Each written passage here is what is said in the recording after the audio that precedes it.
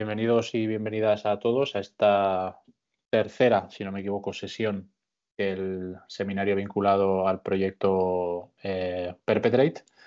Y hoy contamos con, como en la sesión anterior, contamos con un miembro del equipo de los equipos de investigación y trabajo del proyecto, en este caso del equipo de trabajo del proyecto, que es Arnau Fernández Pasalodos, que cubre dentro del proyecto una de las líneas de investigación principales, que es un poco el abordaje de los perpetradores o estudiar la aplicación del concepto de perpetrador y los debates en torno a la figura del perpetrador en los espacios de guerra irregular bueno, lo que él ha denominado con ese concepto de guerra antipartisana que se desarrolla en España en una cronología que desde luego abarca el final abarca toda la posguerra, pero que en este caso abarca desde 1936 hasta 1952, que es de hecho un poco la discusión o el debate central que nos ocupa. Y en este caso, Arnau Fernández Pasalodos, ya lo presento muy brevemente, no sé si, creo que todavía no te has incorporado a Granada, ¿no? Pero bueno, postdoctoral en el Center for War Studies del University College Dublín y de aquí a un par de meses, creo, contratado postdoctoral Juan de la Cierva en la Universidad de Granada. Um, su tesis la desarrolló en la Autónoma de Barcelona bajo la dirección de Javier Rodrigo y de David Alegre con la misma temática que nos va a presentar, ¿no? Que luego cristalizó en forma de múltiples artículos, de ahí lo de la Juan de la Cierva y la otra postdoc, pero bueno, múltiples artículos y el libro recientemente publicado en Galaxia Gutenberg, hasta su total exterminio, la guerra antipartisana en España, 1936-1952, la cronología que hablaremos ahora. Y como discasan del texto, que ahora decía que igual no era el mejor discasan porque tiene poco que discutir, pero bueno, Jorge siempre tiene esa habilidad para sacarle punta a ciertos debates y generar ruido e interés, que es a lo que venimos. Tenemos a Jorge Marco, que es Senior Lecturer, según dice la página de su universidad, en la Universidad de Bath. Lo de Senior está siempre un poco feo, ¿no? Suena así como muy Bueno, ya ya. unos años.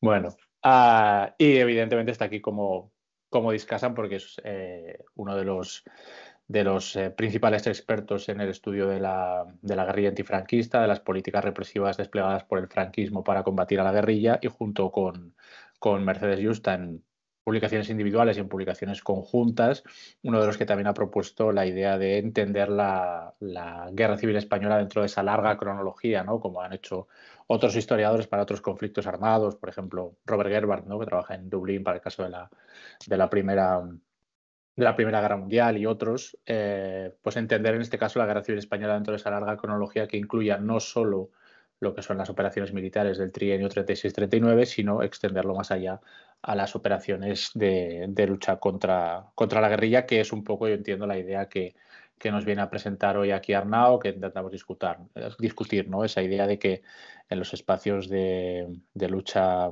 contraguerrillera contra guerrillera o antipartisana, la guerra verdaderamente no acaba, sino que se sigue muy presente durante muchos años. Así que nada, por mi parte yo me callo y os dejo a vosotros la palabra. Y bueno, y gracias por supuesto por asistir bueno, a Arnau no le queda más porque es parte del proyecto, así que no tiene mucha lección. Pero bueno, en el caso sobre todo de Jorge por aceptar la invitación para moderar la sesión. Así que nada, me callo y cuando queráis. ¿Cómo se organiza? ¿Empiezo yo? ¿Empieza Arnau? Empieza Arnau, una exposición nada breve de unos 15 minutos, yo creo, porque tenemos todos el texto y lo hemos leído para señalar un poco los puntos clave y luego haces la discusión y luego pasamos al debate. Ujú. Perfecto, pues disculpad la espera, pero el ordenador es un puñetero, tío. Vale, pues vamos a ello. Esto por aquí, Pero yo vale, nada, nada. aquí y aquí. Listo, ¿lo veis? ¿Se ve?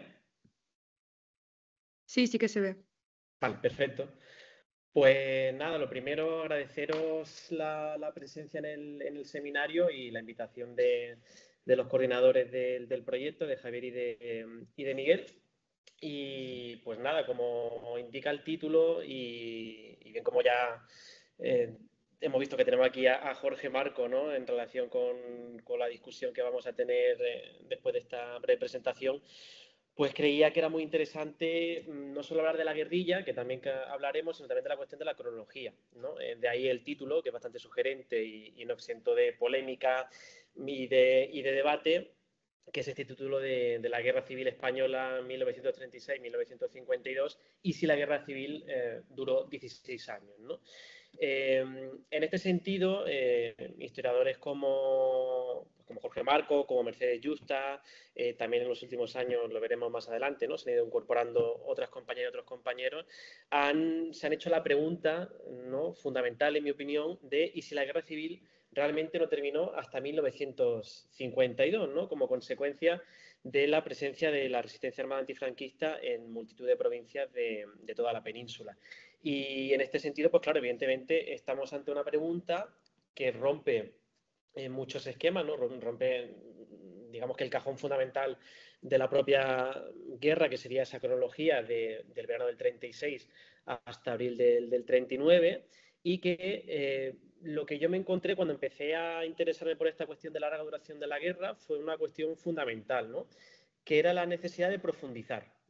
Jorge Marco, precisamente, como hemos comentado, y Mercedes Justa, habían sido quienes habían roto un poco este cajón y habían propuesto, oye, ¿y si realmente la guerra civil no termina en abril del 39? Pero evidentemente era una cuestión que estaba completamente en los márgenes de la historiografía y que de hecho sigue en los márgenes de la historiografía, y uno de los objetivos de este seminario, ¿por qué no?, es pues agitar un poco el avispero y animar a las compañeras y compañeros que estáis trabajando sobre guerra civil y franquismo a, pues no digo a adoptarlo, sino como mínimo a discutirlo, ¿no? Entonces, bien, pues la necesidad de profundizar en esta cuestión se puede llevar a cabo de diversas vías, ¿no? Para mí la fundamental o la más importante, porque en la que yo he trabajado durante los últimos 4 o 5 años, es a través de las fuentes documentales y las experiencias de guerra. Cuando me he acercado al archivo, cuando he ido a ver la documentación del 36-39, generada por el bando rebelde, y luego la documentación generada ya sobre todo por la dictadura franquista y por sus agencias represivas, principalmente el ejército, pero sobre todo la Guardia Civil como encargada de la lucha antiguerrillera, lo que yo he podido comprobar es que todas las instituciones, todas las agencias y todos los agentes que están involucrados en esa lucha contra la guerrilla asumen, siempre de puertas para adentro, no como una cuestión propagandística, luego comentaremos un poco por qué, que la guerra civil no termina en abril del 39. Es decir, todos esos agentes y agencias que están encargados de combatir a la guerrilla, en documentación interna, intercambian mensajes, hacen análisis y llegan a conclusiones relacionadas con que a lo largo de los años 40 ese combate que ellos están llevando a cabo contra las partidas guerrilleras es en sí mismo la continuación de lo que se inicia en el verano del 36 con el golpe de Estado y el inicio de la guerra civil, y es todo un proceso de guerra que no termina hasta 1952, cuando la Guardia Civil da por finalizada ese conflicto de carácter irregular con la aniquilación de las últimas grandes partidas de guerrilleros. Y además, la otra vía de profundización en esta cuestión de la larga duración de la guerra lo encontramos en la experiencia de guerra. Es decir, ya no solo los guerrilleros van a ser quienes nos van a decir, como había ocurrido hasta la fecha, ¿no? Que ellos consideran que su acción es una continuación de la guerra civil, sino que los propios guardias civiles y sobre todo también el campesinado, que es una de las víctimas y uno de los actores fundamentales de este conflicto que se da en los años 40, pues todos estos agentes y agencias llegan a la misma conclusión, ¿no? El guardia civil que combate a la guerrilla se considera un combatiente. Ese guardia civil no se considera un garante del orden público, no se considera un policía. Él vive experiencias de guerra y como experiencia de guerra que vive se consideran combatientes, y por tanto esa experiencia nos pone tras la pista de que hay muchas cosas que quizá el concepto de posguerra en los años 40 para determinados marcos geográficos sí que es útil y sí que es válido en todo su sentido historiográfico, el concepto posguerra me refiero, pero en los espacios afectados por la lucha antiguerrillera probablemente ese contexto de posguerra no es el que viven estos guerrilleros, estos guardias civiles y esa población que se ve inmersa en el conflicto. Y por tanto, pues el punto de partida de esta charla, de este seminario y de lo que me gustaría proponeros es justamente que la propia dictadura asume en su documentación y asume a través de la experiencia de guerra de sus combatientes que la guerra realmente dura hasta 1952. A modo muy breve de introducción de las características del conflicto, aquí tenemos a Jorge, que seguro que nos puede luego dar algunas claves al respecto, porque yo me sirvo de los trabajos de Jorge y precisamente esta diapositiva parte de ahí. Podemos dividir la Guerra Civil Española en 3 fases, ¿no? Dentro de este marco de larga duración de la guerra, podríamos encontrar 3 grandes bloques. El primero sería el que encontramos entre julio y noviembre de 1936, donde hay una guerra irregular que está protagonizada por columnas móviles hasta que los frentes se estabilizan. Esta es una cuestión que también Miguel Alonso pues trabajó muy bien y sintetizó muy bien en la tesis doctoral. Luego hay una segunda etapa que podría abrirse en noviembre del 36 hasta abril del 39, en el que hay una convergencia de guerra regular y guerra irregular, es decir, va a haber un espacio de guerra regular entre el ejército rebelde y el ejército popular de la República, con unos frentes delimitados, con unos contendientes claramente señalables y que se pueden identificar, pero luego en los mismos espacios, muy cerca de esos mismos contextos, o alejados en las sierras, vamos a encontrar espacios de guerra irregular. Las primeras partidas de guerrilleros republicanos y de guerrilleras republicanas antifascistas y luego antifranquistas tienen su inicio en el verano y en los meses posteriores al verano de 1936, ¿no? De ahí esa convergencia hasta abril del 39. En abril del 39, evidentemente, ya vamos a encontrar un nuevo escenario. El Ejército Popular de la República queda vencido en los teatros de operaciones, vence el ejército rebelde, esa dictadura franquista que se está construyendo ya desde hace un par de años inicia un proceso nuevo a través de esa larga década de los años 40, y en ese contexto de construcción de la dictadura, la guerra irregular juega un papel fundamental, porque los guerrilleros republicanos, partisanos, según pues yo creo que la conceptualización que debemos tener de estos guerrilleros, creo que el concepto partisano debería ser uno que empecemos a adoptar. Yo lo hice en la tesis, lo hice en el libro, y pues Javier, Miguel, David, con Jorge también lo hemos comentado alguna vez, creo que tiene un recorrido muy, muy amplio la adopción de esta terminología. Y pues bien, desde abril del 39 hasta el año 52 lo que encontramos es un contexto de guerra ya sí exclusivamente irregular. Por tanto, las características del conflicto entre 1936 y 1952, cuando nos acercamos a esa lucha contra la guerrilla, a esos espacios de guerra insurgente, lo que vamos a ver son una serie de características. Hay muchas, yo he puesto aquí unas cuantas, luego podemos discutir otras muchas, ¿no? Que sería la primera: hay una guerra, pero sin frentes delimitados. Precisamente una de las características de la guerra irregular es siempre que no hay unos frentes, no podemos trazar sobre un mapa dónde hay el teatro de operaciones realmente, dónde se ubica, no lo tenemos, ¿no? El teatro de operaciones es todo el espacio, es toda la sierra, es toda la montaña en la cual está actuando una partida o una agrupación guerrillera. Además, lo más interesante de las características de este tipo de conflicto, o por lo menos el que se da en el caso de España en los años 40, es que los cortijos se convierten en el teatro de operaciones principal. Es decir, la mayor parte de combates entre guerrilleros y guardias civiles no se dan en el monte, no se dan a campo abierto, se dan en los cortijos, cuando estos grupos se encuentran por azar, ¿no? Ahí va a ser, por tanto, el teatro de operaciones principal de la guerra.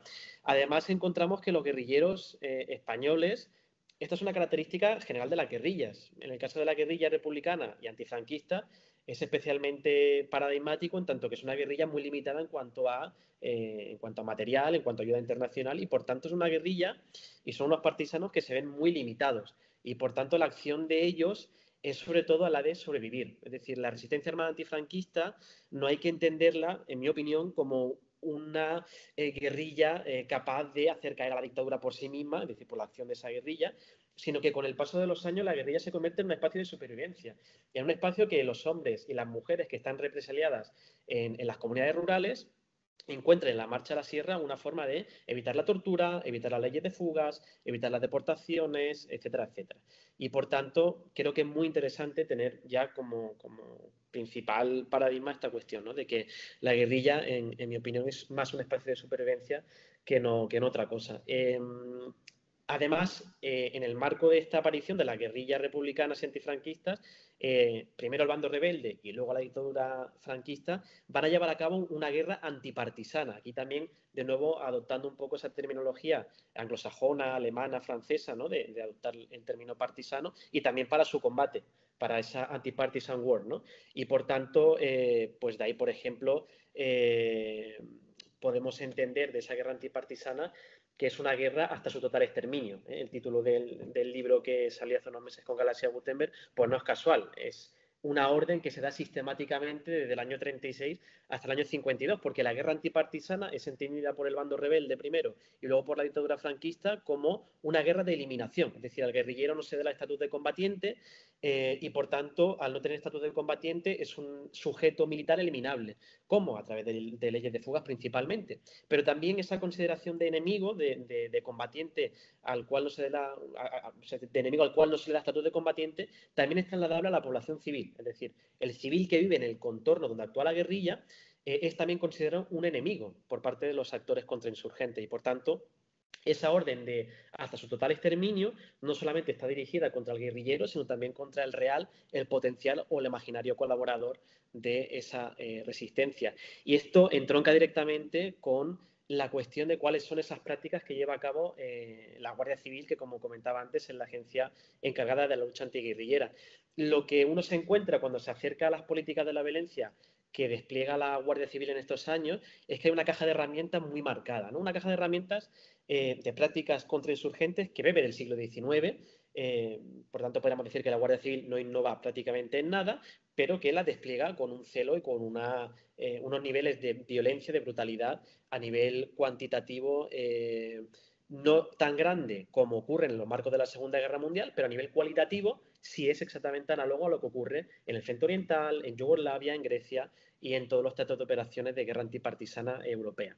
Y, por tanto, lo que vemos es que en España hay una serie de hay una caja de herramientas protagonizada por una serie de prácticas, entre las cuales se encuentran los asesinatos, los encarcelamientos, las deportaciones, las torturas, las ejecuciones con fines ejemplarizantes y paralizantes, la represión muy centrada en esas comunidades rurales y, sobre todo, dentro de las comunidades rurales en los que van a ser familiares y amigos y vecinos y, por tanto, tienen alguna relación afectiva con los guerrilleros, y todas estas cuestiones se sistematizan y aparecen desde el verano del 36 hasta 1952.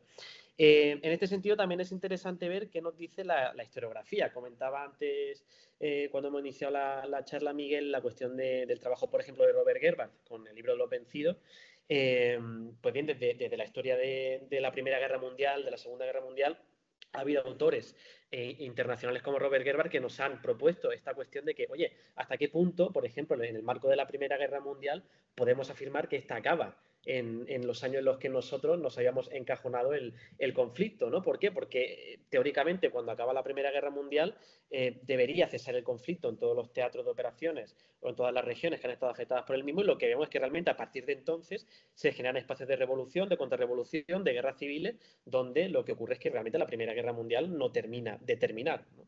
Válgase la redundancia. Y en este caso yo creo que ocurre algo muy similar en el caso español, como ya propusieron en su momento Jorge Marco y Mercedes Yusta. Por tanto, hay una necesidad de revisar las cronologías, y creo que a nivel historiográfico tiene un potencial tremendo para enriquecer el debate historiográfico y para mejorar el conocimiento que tenemos del conflicto. En España, los trabajos que han destacado, como decíamos, sobre todo Mercedes Yusta y Jorge Marco, pero luego también ha habido una serie de autores y de autoras que, a través de algunos artículos, de algunas monografías, pues han apostado también por esta visión de la larga duración de la guerra, ¿no? Está desde la arqueología, por ejemplo, los trabajos de Carlos Tejerizo, de Alejandro Rodríguez, están desde la historia ambiental los trabajos de Santiago Orostiza, que también, pues, él está proponiendo esta cuestión de hasta qué punto la fortificación del Pirineo pues no deja de ser una demostración de que esa guerra civil no termina en el año 39. Miguel Alonso, en su tesis, también planteaba todas estas cuestiones. Javier Rodrigo y David Alegre, en sus últimos trabajos,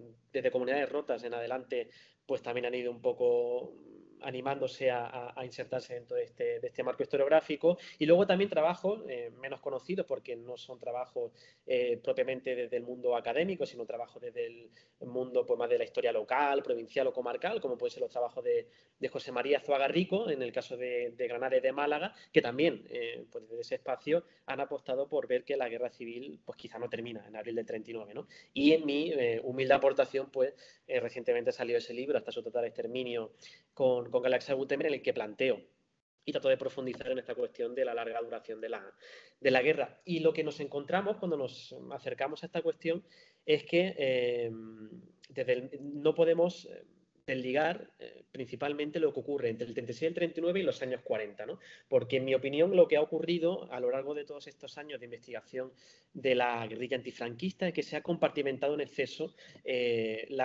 tanto la propia cronología como la propia evolución de la guerrilla. Entonces lo que muchas veces nos hemos encontrado es que hay autores que, por ejemplo, llegan a defender que la resistencia armada antifranquista en realidad no existe hasta el año 44, cuando se infiltran los maquis de Francia y se empiezan a iniciar o empieza a haber una serie de agrupaciones guerrilleras de una notable importancia, ¿no? Bien, en mi opinión esto no tiene ningún sentido y no tiene ninguna validez ni rigor, porque cuando nos acercamos realmente al archivo y a la voz de la experiencia, lo que vemos es que desde el verano del 36 ya hay guerrilleros, ya hay partisanos en muchas provincias y en muchas regiones de España. Y por tanto, desde el verano del 36 se establece en toda la península, en aquellas zonas afectadas por la existencia de partidas guerrilleras, lo que Queipo de Llano definió en Andalucía, en ese verano del 36, como el frente de las sierras, ¿no? El inicio o la aparición de las primeras partidas de huidos y de guerrilleros en Andalucía le llevaron a decir a Queipo de Llano que lo que se estaba produciendo allí era el inicio de ese frente de las sierras, ¿no?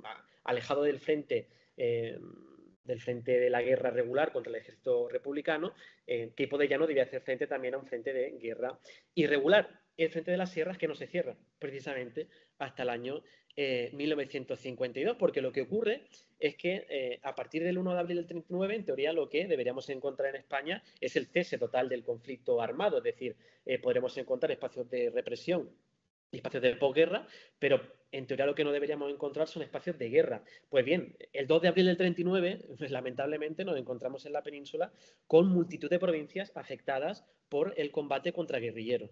Hay que tener en cuenta que entre el año 36 hasta el año 52, el 66% de las provincias que conforman el Estado se ven afectadas por la presencia de partidas guerrilleras y, por tanto, de la guerra antipartisana, ¿no? Aquí os he dejado pues, una lista con las provincias que en un momento u otro, o durante toda la cronología, están afectados por el conflicto. Y de nuevo, volviendo un poco a la voz de la experiencia. Si la guerra realmente terminó el 1 de abril del 39, entonces nos tiene que llamar poderosamente la atención las experiencias de muchos paisanos, de paisanos como los vecinos de Frigiliana, en la provincia de Málaga, que al ser entrevistados en la década de los años 80, 90 y principios de los 2000, tenían una serie de frases que eran transversales entre sí, como esta de aquí, ¿no? La gente tenía mucho miedo, más que en la guerra, esto refiriéndose a los años 40, porque en la guerra había dos zonas y los combates se celebraban donde se celebraban, pues la zona se extendía o se achicaba, refiriéndose a los combates entre el ejército republicano y el ejército rebelde, ¿no? Y en cambio en los años 40, no, es decir, aquí la gente vivía entre dos fuegos. ¿Qué dos fuegos? Entre los fuegos de la Guardia Civil y los fuegos de la guerrilla antifranquista. Pero además, otra labor fundamental que podemos llevar a cabo para profundizar en esta cuestión de la larga duración de la guerra es la que nos permiten los archivos. Y cuando uno va al archivo, ya no solo se encuentra la documentación de la propia Guardia Civil, que es muy clara al respecto, sino también, por ejemplo, la documentación de la Falange. Y en el AGA, por ejemplo, a través de los informes mensuales y semanales que se recogen en los años 40 de las falanges locales, vemos cómo continuamente esas falanges locales se muestran muy preocupadas y asustadas del contexto que viven en su demarcación. Por ejemplo, agosto del 39, ¿no? Los informes de las falanges asturianas dicen que hay que limpiar de oídos los montes de Asturias. En teoría, hacía un par de meses que había acabado oficialmente la guerra civil, pero es que un año después, en el verano del 40, cuando nos vamos a los informes de las falanges andaluzas, de la provincia de Córdoba, de la provincia de Granada, de la provincia de Málaga, de la provincia de Jaén también, lo que vemos son afirmaciones como la siguiente, ¿no?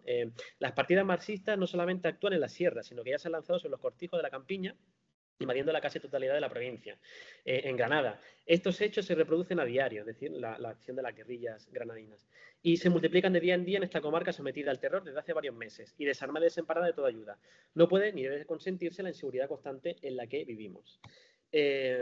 Y además, aparte de esa visión de la falange, pues tenemos la visión de esos soldados y de esos guardias civiles que están destinados a combatir a la guerrilla del 36 hasta el 52.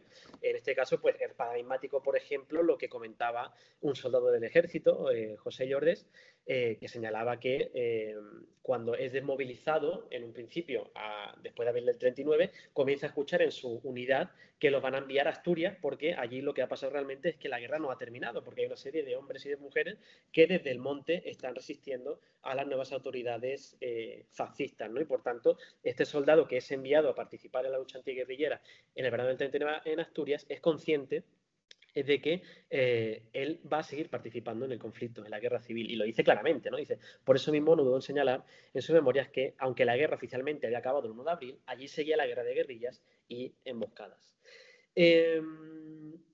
Y ya por último, y por ir cerrando un poco mi presentación, también es muy interesante detenerse en las fuentes documentales generadas por Guardia Civil y por Ejército. En este caso he traído 3 ejemplos para ir cerrando la presentación. El primero sería este, es un documento que encontré en uno de los múltiples archivos militares, en el cual el capitán general de la primera región militar hace este análisis a finales de 1943, ¿no? Dice, el problema de los huidos, es decir, de los guerrilleros, reviste una importancia digna de gran atención, habiendo aumentado extraordinariamente su gravedad, como lo prueban los atracos y asesinatos cometidos en el pasado mes de julio del 43.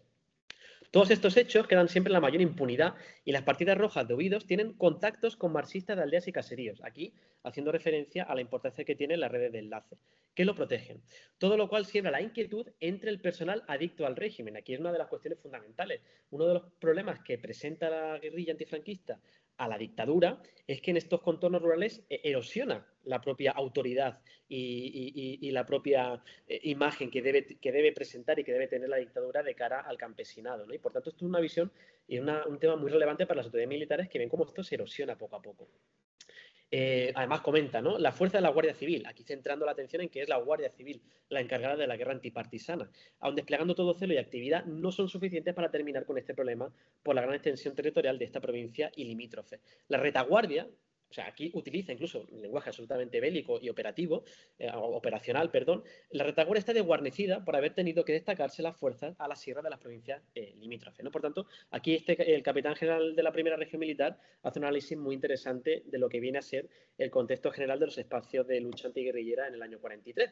Pero lo más interesante es acercarse a la documentación también que se genera a posteriori. Es decir, una vez termina la lucha contra la guerrilla, va a haber diversos guardias civiles, sobre todo, y aquí destaca mucho, y Jorge Marco lo conoce muy bien, este tipo de documentación, los informes de Elogio Limia Pérez, de un teniente coronel encargado, probablemente es el máximo especialista de guerra antipartisana en España, que en los años 50 él elabora una serie de análisis fruto de su experiencia y de la experiencia de sus compañeros de armas. Y me parece un análisis interesantísimo porque sintetiza muy bien en apenas unos párrafos las características generales de lo que ha ocurrido desde el año 36 hasta el año 52, ¿no? En este sentido decía Limia, no se puede olvidar que el tesón, energía, ánimo forzado, constancia y espíritu de sacrificio que requiere el servicio de bandolerismo, aquí ojo con el lenguaje, el bandolerismo siempre como una treta lingüística de la dictadura para ocultar el carácter político de la guerrilla, es a mi modesto juicio superior al de otra campaña regular cualquiera. Es decir, aquí él como militar sabe lo que es una campaña regular y lo que es una campaña irregular. Y él reconoce, como Guardia Civil, que él ha participado en una guerra irregular y no en una regular, ¿no? Y además la caracteriza. Dice, lo que nosotros hemos enfrentado es una guerra fría, callada y silenciosa, donde apenas se ve al enemigo. Una de las características del guerrillero es esa capacidad para mimetizarse con el entorno y gozar de esa ventaja respecto al guardia civil que lo combate. Y el mantenimiento constante de una moral elevada. Se hace muy difícil porque no se encuentran los estímulos que producen las victorias. Y aquí viene también otra parte interesantísima que dice, máxime si se añade que nuestro problema de bandolerismo, por las especiales circunstancias políticas e internacionales, es decir, aquí el guardia civil es plenamente consciente de su realidad nacional, es decir, de la interna y del contexto internacional que vive la dictadura. En esos años de cierre exterior, de aislamiento internacional y en los cuales además internamente no se puede publicitar los éxitos en materia antiguerrillera porque asumirlos de cara a la opinión pública sería asumir que la guerra no ha terminado y por tanto es, como nos comenta aquí, preciso rodear de silencio toda actuación y éxitos de la fuerza del cuerpo de la Guardia Civil. Es un párrafo realmente pues muy explícito. Y aquí uno de los últimos documentos que encontré este último año en el Archivo Intermedio Militar de Ferrol, que os quería traer y con esto ya podemos ir casi cerrando, es un análisis que hace Manuel Bravo Montero. Los apellidos a lo mejor, lo de Bravo le llama la atención a alguien. Manuel Bravo Montero es hijo de Manuel Bravo Portilla, el célebre mando que se envía para toda la cuestión en Barcelona del pistolerismo a principios del siglo pasado, ¿no? Pues bien, el hijo se hace guardia civil y el hijo se convierte en un torturador profesional. en la provincia de Lugo y en toda la zona limítrofe con la provincia de León, el nombre de Manuel Bravo Montero a la gente mayor todavía le sigue produciendo cierto pavor. Pues bien, Manuel Bravo Montero hace el siguiente análisis, y cito textualmente, dice la primera del 43. Lo cierto es que no se tiene por parte de los vecinos colaboración alguna para combatir a los guerrilleros. Basta que digan que tienen miedo o que se encuentran sin protección para que se les trate con excesiva benevolencia, para que se les toleren sus faltas, sus delitos, permanezcan impunes, sin que un duro escarmiento en todos estos protectores se realice en la medida que va adquiriendo y son necesarias aplicar en un problema no grande en volumen, pero sí vergonzosamente crónico. Y aquí viene lo interesante. Dice Manuel Bravo Montero, parece ser como si aldeas y pueblos estuvieran todavía por ganar en favor de la España nacional, pues en ellas las partidas armadas de huidos se mueven como en terreno conquistado. Es decir, aquí este Guardia Civil lo que nos viene a explicitar que a través de su experiencia lo que él ve es que hay núcleos rurales de las provincias de Lugo y de León donde los guerrilleros se mueven con total soltura y libertad y que por tanto él considera que son territorios que todavía esa España nacional, esa España de Franco, no han conseguido controlar, redimir y reprimir en la medida en la que él, como mando militar, considera que se debe hacer.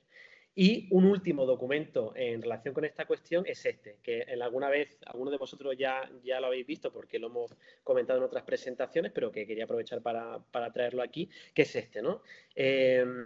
Este es el decreto ley que se firma en diciembre del 44 para premiar a los guardias civiles que combaten a la guerrilla antifranquista en la defensa de la frontera pirenaica y que lo que nos encontramos es que para premiarlos hay que legislar. Y en esa legislación hay que escribir un preámbulo, ¿no? Para justificar todo lo que viene a posteriori en el cuerpo legislativo. Pues bien, ese preámbulo es este de aquí. Y para combatir, o sea, para premiar, mejor dicho, a los guardias civiles que combaten a esos guerrilleros en el año 44, se justifica de la siguiente manera. Han existido núcleos de tropas que con fatigas y riesgos propios del servicio en campaña han intervenido eficazmente en la horda y penosa misión de perseguir y dominar las partidas de bandoleros. Esta tarea de vigilancia incesante y de peligro evidente que se ha constituido para las tropas que la llevaron a cabo son en sí mismas una prolongación del esfuerzo requerido para el victorioso remate de la guerra nacional. Es decir, aquí el preámbulo ley del año 44 lo que nos está llevando directamente al verano del 36, porque se considera que lo que está ocurriendo en ese momento es fruto de la guerra nacional, del conflicto 36-39. Y lo interesante es que este preámbulo ley está formulado por el señor de la foto, es decir, el propio dictador, el propio Franco, asume en esa documentación de carácter interno que la lucha contra la guerrilla es la continuación de la Guerra Civil Española 36-39. Y ya para terminar, pues un par de ejemplos de esas experiencias que comentaba un poco al principio de guardias civiles y de soldados, ¿no? Un guardia civil gallego, Francisco Leiro Vila, comentaba lo siguiente. No se podía decir que eran guerrilleros, porque la situación de España con Franco, pues no se puede decir que no estábamos en paz. Y reconocer que había guerrilleros de cara a la opinión pública, sí a reconocer que no estábamos en paz, que había una guerra. Pero claro, su experiencia de guardia civil es que sí que hay una guerra, porque él sí se enfrenta y se juega la vida contra esos partisanos republicanos y antifranquistas, ¿no? Y ya para terminar, pues un par de citas de Ramón Bolera, por ejemplo. Él está destinado en la frontera pirenaica en ese invierno del año 44 y cuando le escribía cartas a la familia, lo que le pedía, lo que le rogaba a Dios en esas cartas para la Navidad es que terminase la guerra, terminase los combates contra la guerrilla y utilizaba la expresión que llegase la terminación de la guerra, mientras que otro soldado que también estuvo destinado en la frontera pirenaica, pues dijo al llegar al Vall d'Aran que allí se respiraba un ambiente de frente de guerra. Y bien, pues con esto termina la presentación, hago un poquito de publicidad del libro, donde se sintetiza la mayor parte de estas cuestiones y siempre para mí es un gusto compartir la portada porque esta foto pues creo que es muy indicativa de esa marcialidad y de ese contexto que se vivió en la España de los años 40 y por mi parte esto es todo. Muchas gracias.